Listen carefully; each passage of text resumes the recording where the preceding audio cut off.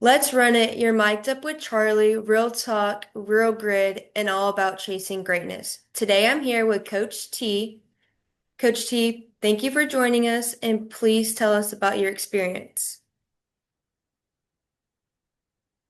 My name is Terrence Alanis. I'm a Van Vliet graduate of 2011.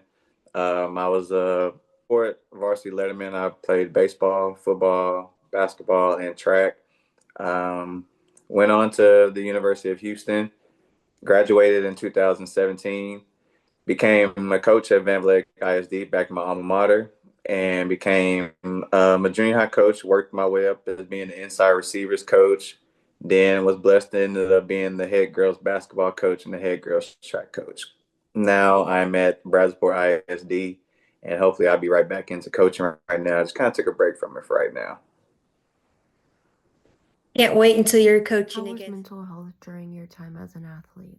Oh, it was the top thing. And most people being from a small town, you really don't know have all the that you really wanted. So when it came to things like big city vibes and also to being a small fish in a bigger pond, it's like you don't know what to do or where to go. So you're kind of like stuck in your own ways almost, and then you're kind of fighting the reality of things. So you're kind of battling here and there from whether if it's trying to make the workouts or battling through injuries or trying to really just balance it out of actually being an actual college student now. So yeah, mental health basically when it got into college, that was definitely a big thing for me. It definitely took a toll on me. And I know it probably would take a toll on as far as athletes too, because like I said, it's a whole nother game level after that.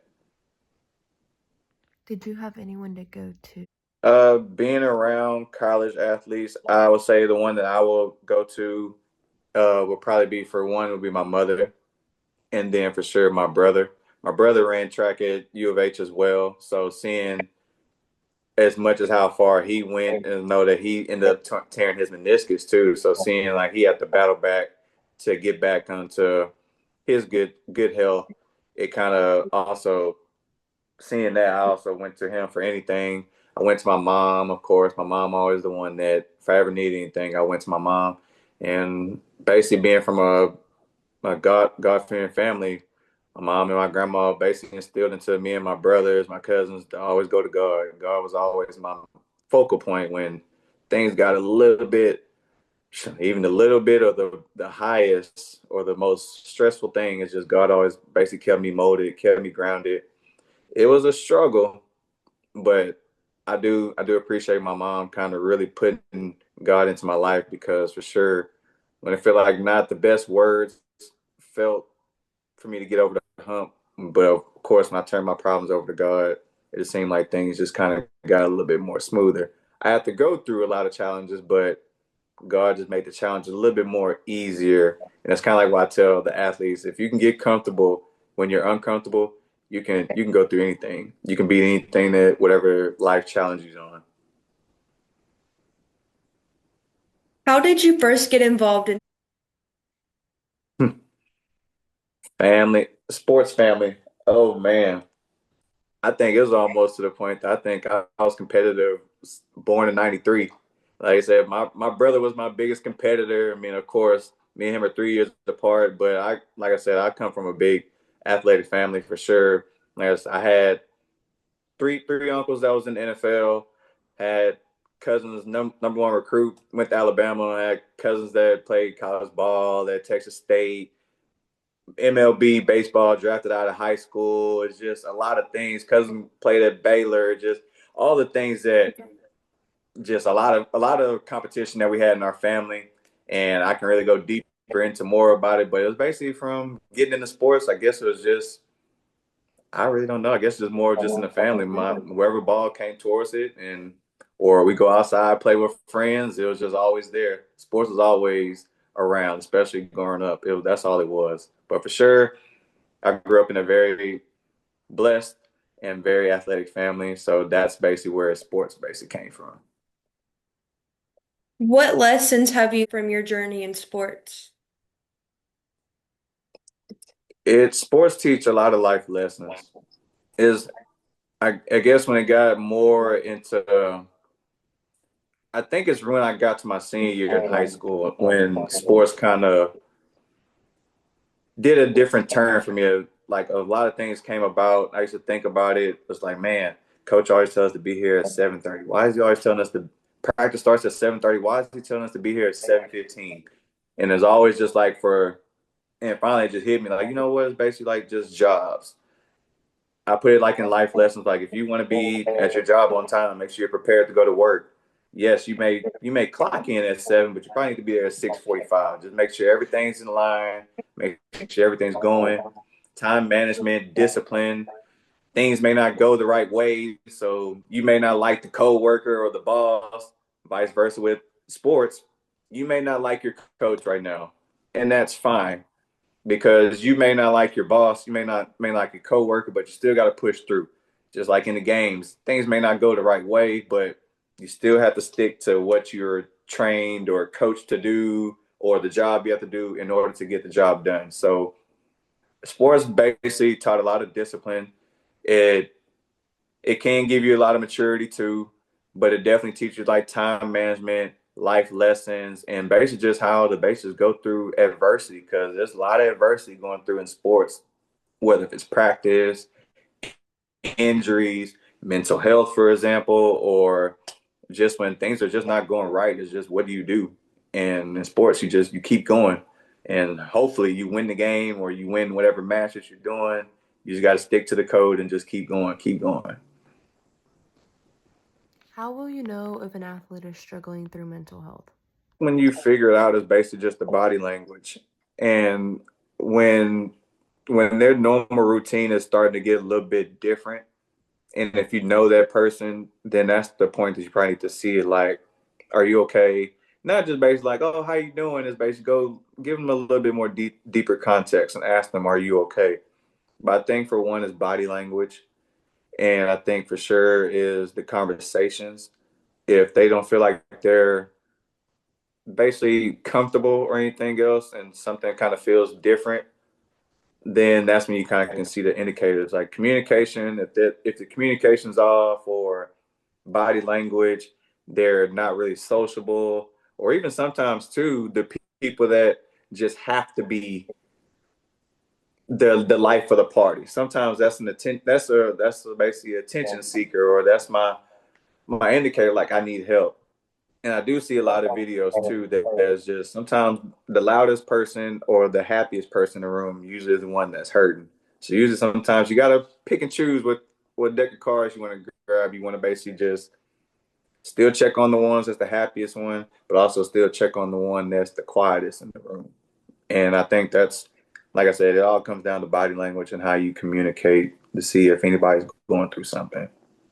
Did you see mental health progress when an athlete got hurt more frequently? I think because like I was saying, like most athletes will like injuries is going to come with sports all the time. It's just some of us, us athletes, we always think that we're never going to get injured. And that's especially if we're growing up, we're just like, oh, I haven't been injured yet, so I'm injury free. But it's just that one certain injury, and then you work so hard to get back because you've never been injured before, so you don't know what to do. And so now it's like, okay, I've known how to done this so much. I don't know where to go now since I'm basically now at square one. And usually people fight back to get there, and usually some athletes get hurt once again, so that kind of affects them to be like, well, I worked so hard, why am I being punished? And they kind of take a toll on them mentally and physically, and then some just don't want to get back and do it anymore.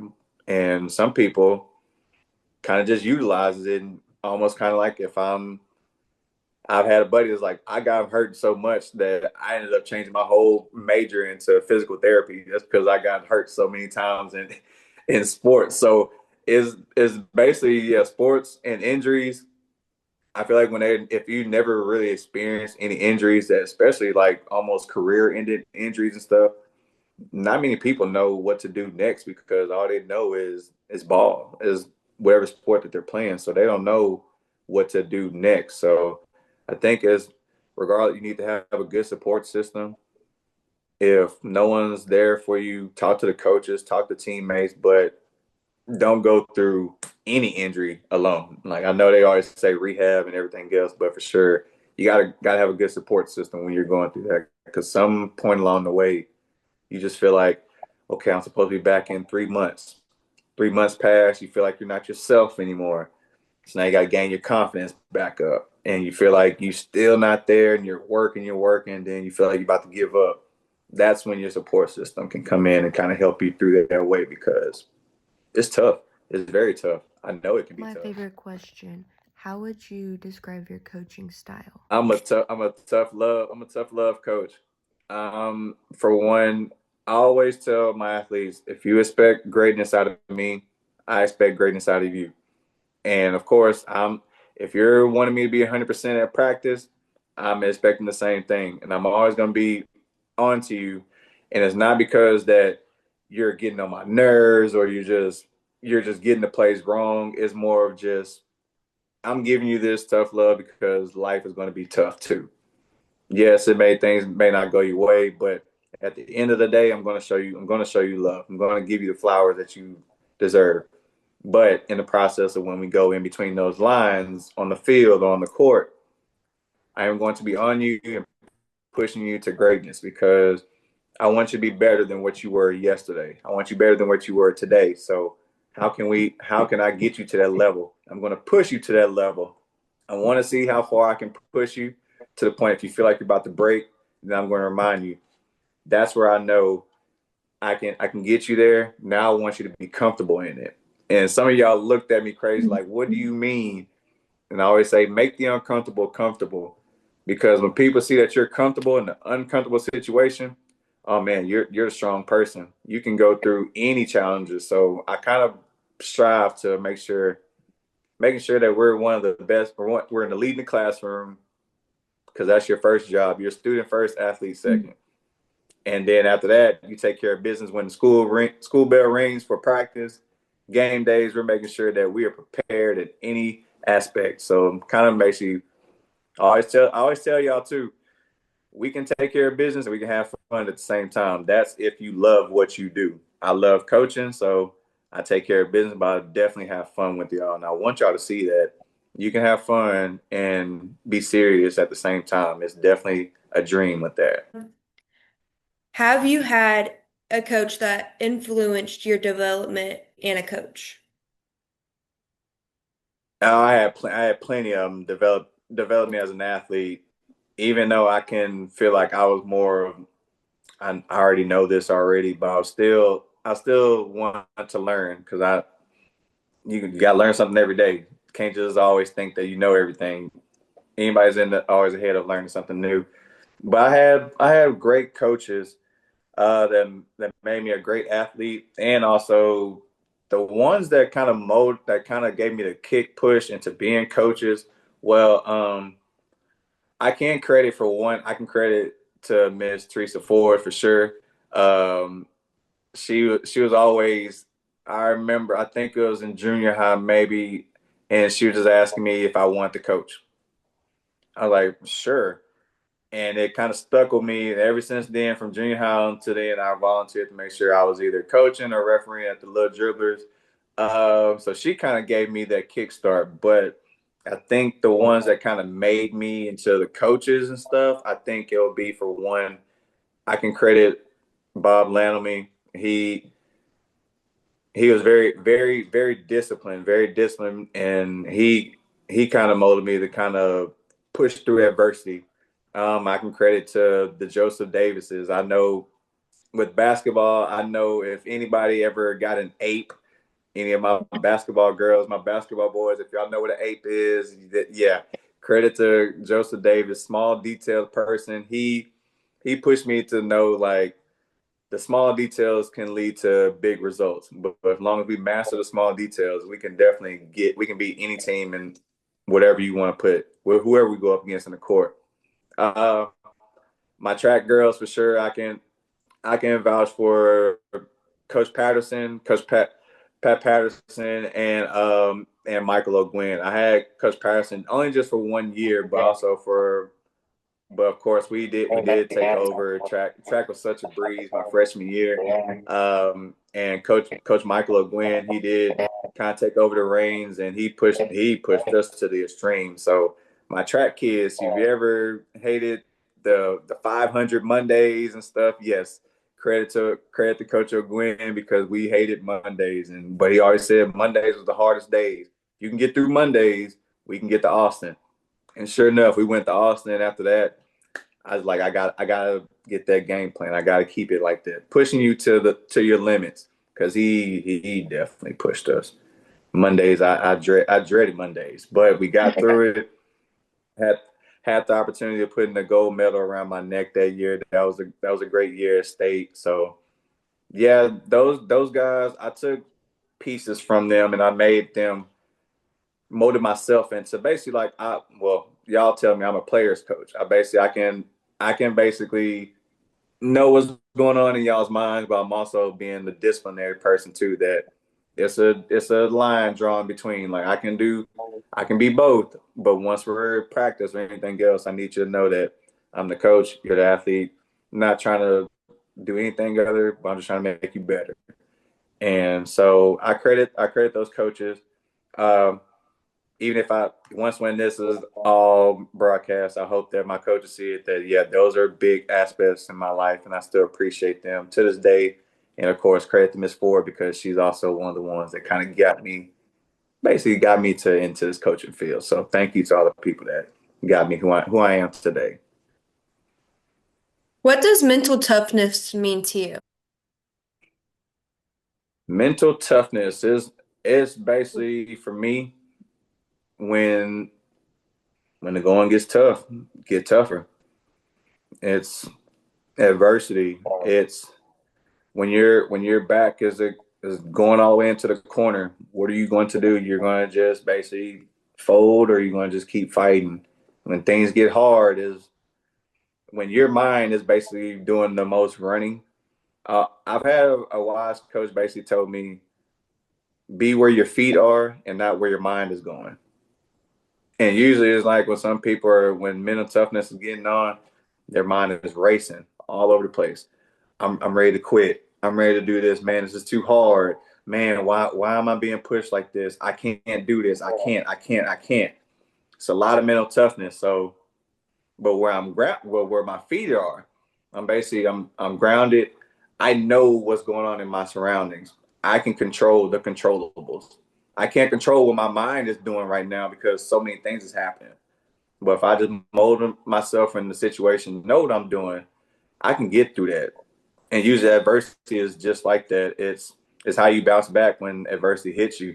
And that's where the mental toughness comes in. That can come in from academics. That can come in sports. That can just be in life in general. Like I said, sports do a life lessons too. Mental toughness, you got a deadline, and you have not, and you just struggling, and then all of a sudden just like, I have to finish this. I will finish this, because I am not going to fail. I will not fail. So mental toughness is basically when life kind of hits you up with a speed bump. Is just, are you going to just sit there and not go over that speed bump, or just roll with the punches? And who knows, once you get over that speed bump, your path is a little bit more smoother. But there's going to be a few bumps along the way. That's just life in general. It's just how you control the speed that you're going. Can you describe a moment when you felt completely focused in a race?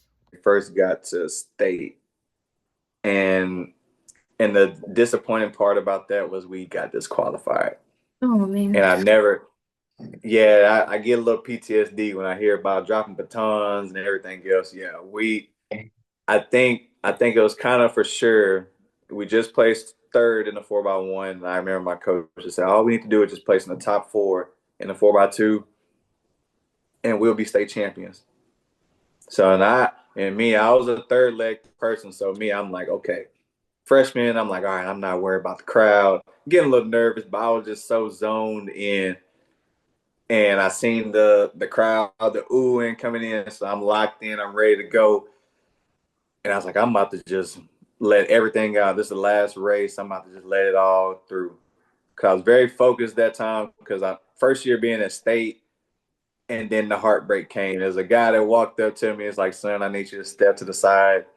Y'all didn't get the baton around. Y'all dropped the baton, and it was more of a heartbreak because I Mhm. was so locked. I was so locked in because I just wanted to see for sure.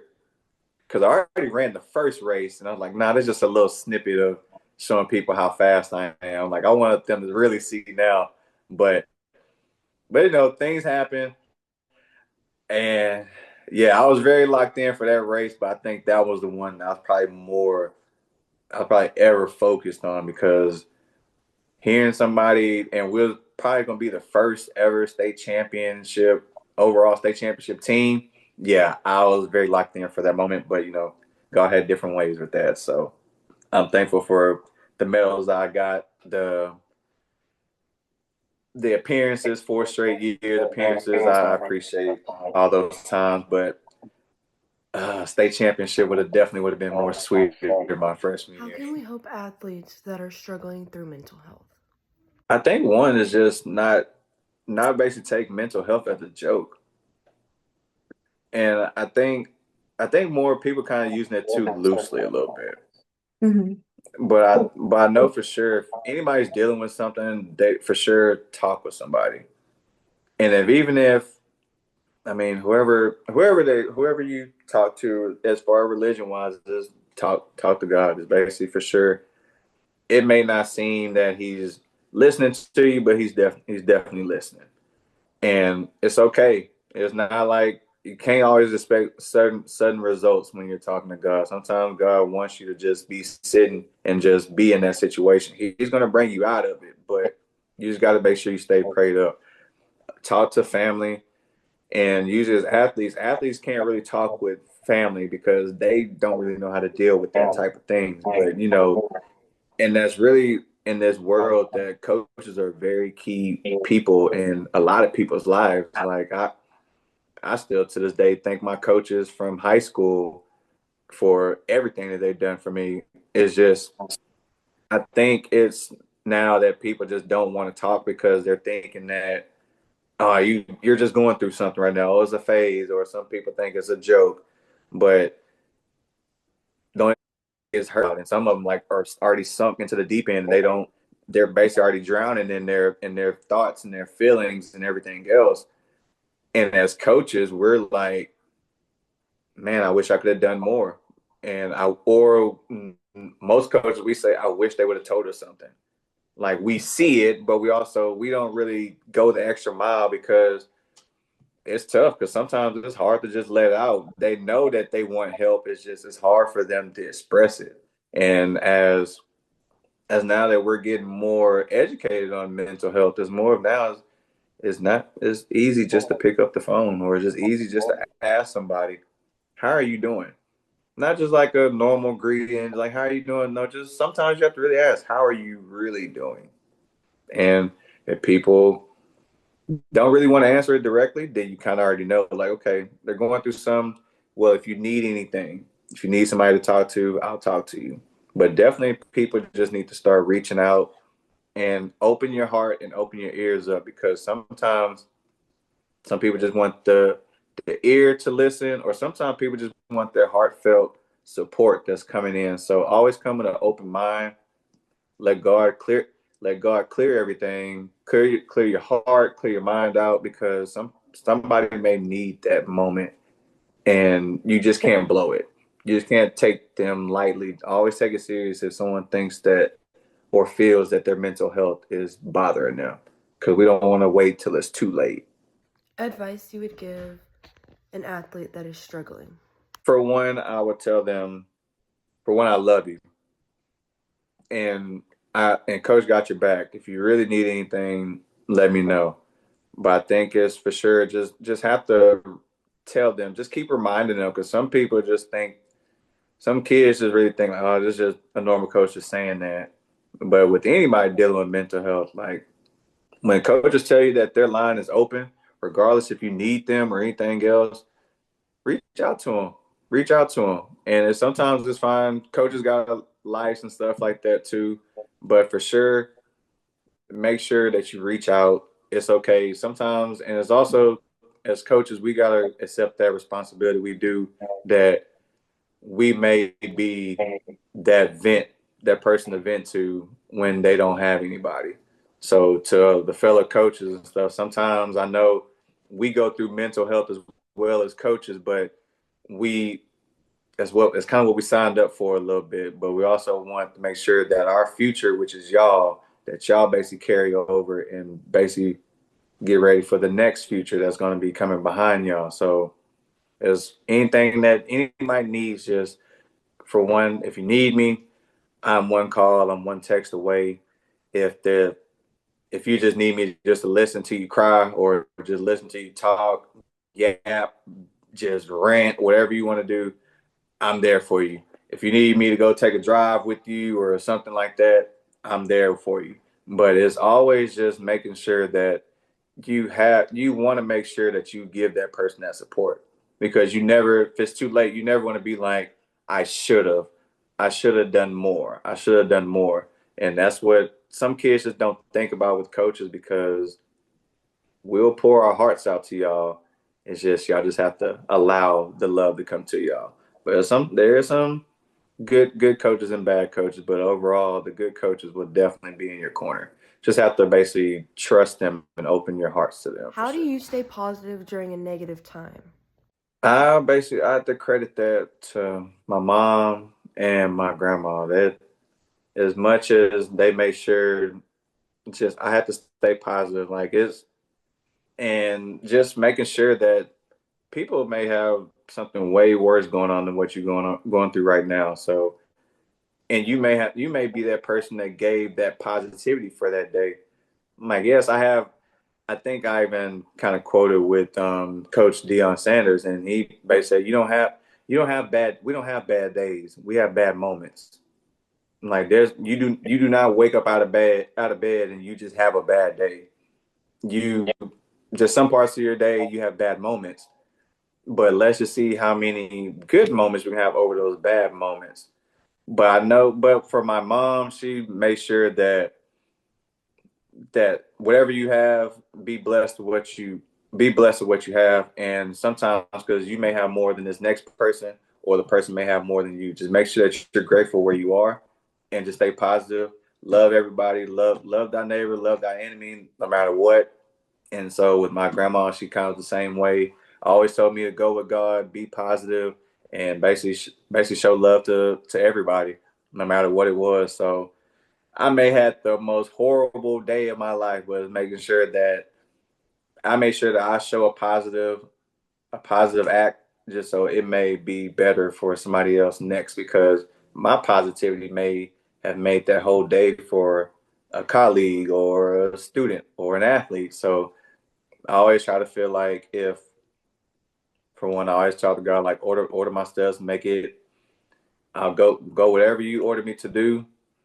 I know I'm gonna keep it positive, make sure I'm 100%. But if there's any moment that I feel like I'm losing any energy or any strength, just build me back up so I can make sure I can help the next person next to me. So yeah, credit to my mom, credit to my grandma. They were the two main people to make sure that I had to stay positive no matter what. Back then, did you know how to talk to someone with mental health like you do today? No, I I was one of the people that thought that mental health just a crazy thing or some, but it's like, no, it's a lot more deeper than what it is. And so I didn't know how to talk with people back then when they would say they were struggling with this, or because I didn't know anything about it. But when I went through it, because I've been through depression from the college years, even my adult life.